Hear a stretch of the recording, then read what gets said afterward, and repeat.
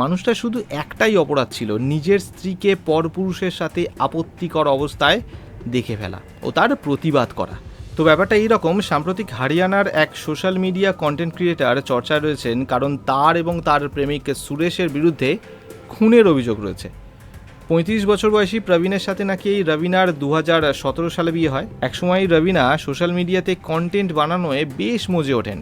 ইনস্টাগ্রামের ট্রেন্ডিং রিলের ওপর ভিডিও বানিয়ে 34,000-এরও বেশি ফলোয়ার গেইন করেন এই রবিনা রাও। একসময় সোশ্যাল মিডিয়াতেই আরও এক কন্টেন্ট ক্রিয়েটার সুরেশের সাথে তার আলাপ হয় এবং দুজনে একসাথে কোল্যাব করে ভিডিও বানাতে শুরু করেন। একসময় দুজনের মেলামেশা বন্ধুত্বের আকার নেয় এবং সেখান থেকেই একসময় তা প্রেমের সম্পর্কের দিকে এগোয়।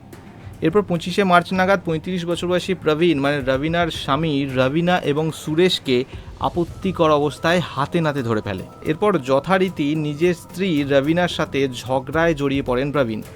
অভিযোগ উঠছে, এই ঝগড়া চলাকালীন একসময় রবিনা নিজের প্রেমিক সুরেশের সাহায্যে নিজের ওড়না দিয়ে শ্বাস রোধ করে খুন করেন প্রবীণকে।